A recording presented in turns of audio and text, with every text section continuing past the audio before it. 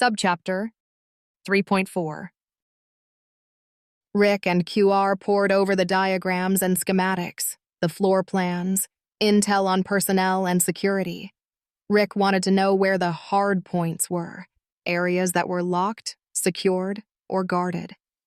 He wanted to know when the guards were changed and where they were quartered. And where were the weak points?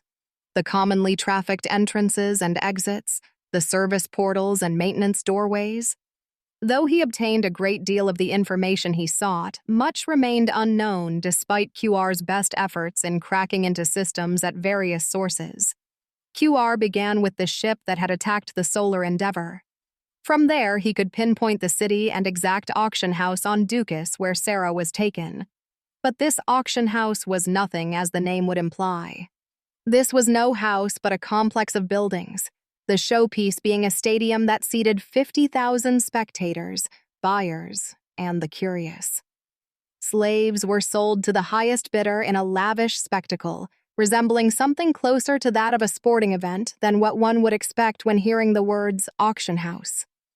The Ruzla Darshuk pirates were not to be found at the stadium complex unless they were delivering a shipment of newly captured slaves, which would occur on a semi-regular basis every 10 to 30 days for each ship. This meant there was never a shortage of new merchandise to go to market.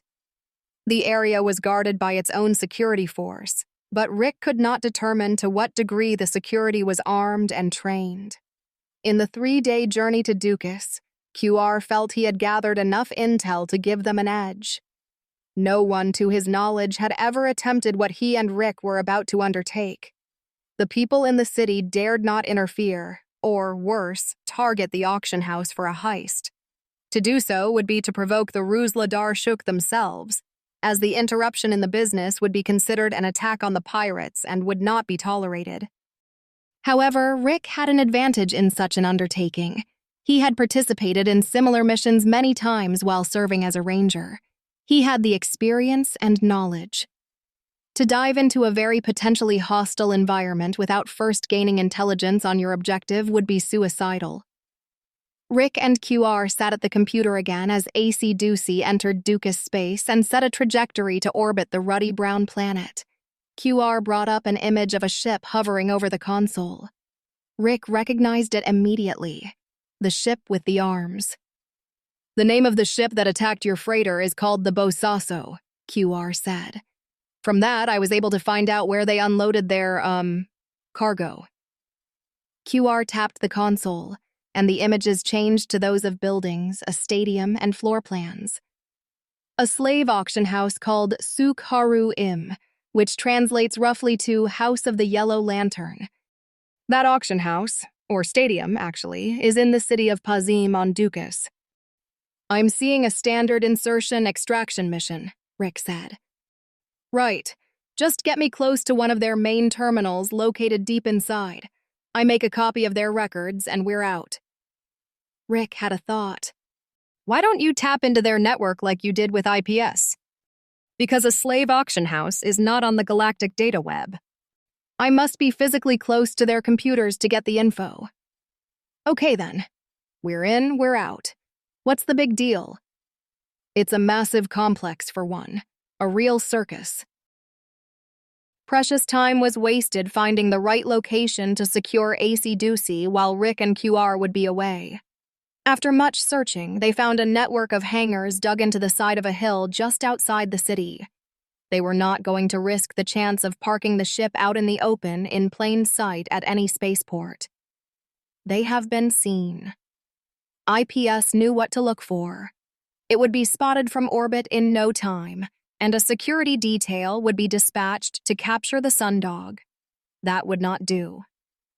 After 3 days of confinement in AC Ducey, Rick and QR were looking forward to getting out into the open. But when the sweltering heat and humidity of Dukis atmosphere hit them at the ship's ramp, they both agreed that Dukis was no place for a vacation. Rick and QR found a floater-type vehicle for hire and went straight for the Yellow Lantern. Rick checked the time and winced. That comfortable lead they had on the Corvette had all but evaporated. While standing across the street from the auction house, Rick pulled down the brim of his black hat and scanned the area. So far, no sign of the android. He and QR huddled together for a last word before moving on. The house of the Yellow Lantern was spread out over the entire city block, now in the twilight of a setting red star on the horizon. A kaleidoscope of colored spotlights, mostly yellow, placed in various locations throughout the stadium, threw shafts of light upward. Some tilted in sweeping arcs, others flashed, and others stood at rest. Distant music thumped from within, accompanied by the muffled roars and cheers of an excited crowd. Slaver fans flocked to the main entrance to pay the admission and filed in. They were mainly of the local Dukis native race, tall, slender bipedal humanoids, with various other aliens thrown in. Rick did not see any humans among them yet, perhaps for a good reason. The Dukisi regarded all beings from other worlds as inferior to their own, a common prejudice in the galaxy, and most likely the reason behind the fact that slavery was legal on this planet, as long as the slaves in question were not their fellow Dukisi, of course. But oddly enough, despite the Dukisi's attitude toward alien species, they appeared to tolerate Rick, QR, and the other races flooding into the stadium. Apparently, Rick concluded, the locals were not inclined to carry out the Ruzla Darshuk's dirty work. Looks like a sellout crowd, he said. QR worked on his handheld. Headshot photos of Rick and himself showed up on the screen. He tapped away. Okay, at this distance, I can edit their staff records. What about their sales? Still a no, got to be closer. Right in there. What are you doing with the staff records? QR gave the screen a final tap. We are now employees of the House of the Yellow Lantern. What did you do? This place has face recognition scanners at every entrance, every door from one end to the other. We can now roam anywhere in this place, and our faces will come up on their computers as belonging to 2 IT techs, just 2 cogs in the wheel doing their jobs. Rick smiled. I like it. Until someone catches on. Then let's not waste any more time. Let's go. QR consulted his handheld device and flipped to a different screen. A floor plan of the Yellow Lantern complex glowed on its small, discrete screen. The closest terminal that would have the records is in a computer room about 300 yards from the main entrance. If the intel's right, we shouldn't run into any pirates. They don't do the selling. The captives are transferred to the auction house and sold to the highest bidder. Ruzla Darshuk gets paid with the house taking their commission. Right. The security is tightest around the slaves. The way to the computer room should be clear. Rick looked down the street and thought he saw Catherine, but was mistaken. You navigate. I'll clear the way. Try not to attract any attention. Rick headed across the street with QR at his side.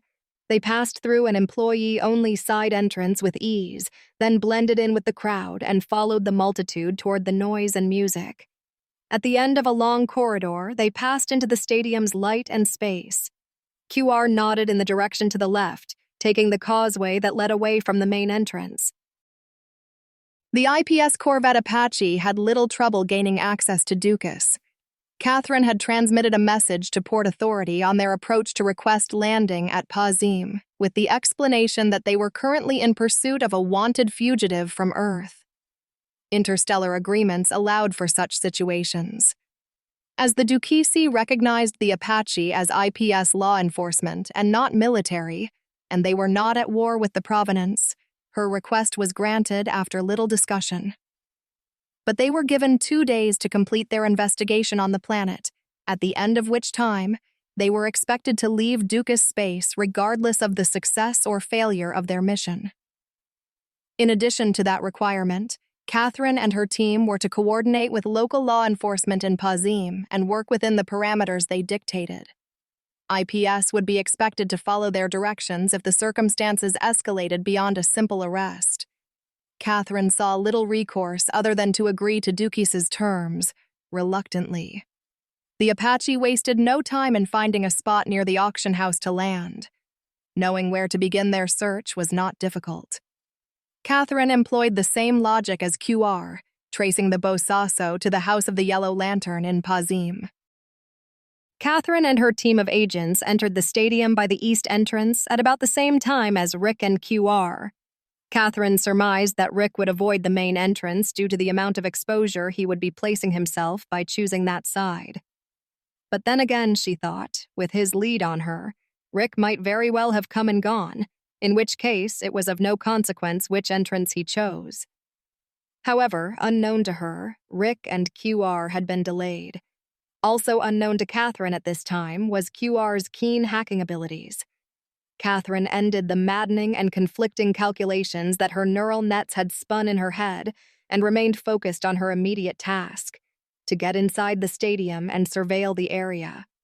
She and the other agents disguised themselves in drab-colored robes with hoods and painted their faces in broad black markings, giving them an unearthly appearance, just the impression they sought to present if their targets looked in their direction.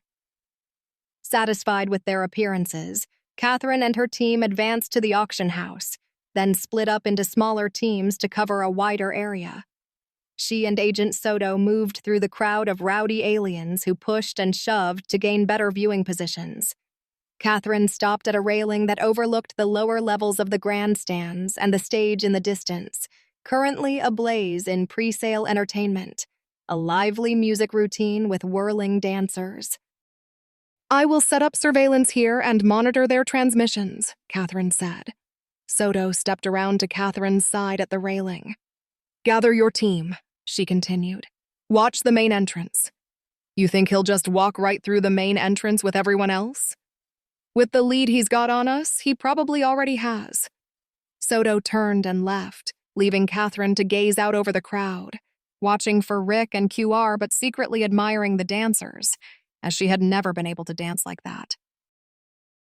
As Catherine scanned the multitude, directly below her on the next level down but out of sight, Rick and QR stopped to review their progress. QR studied his handheld device to make sure they were still on course. "We have to go through the preview gallery," he said. "There's a maintenance portal at the other end of the gallery. We go through there." "Keep moving, before Miss Iron Panties shows up." QR nodded and headed away with Rick close by.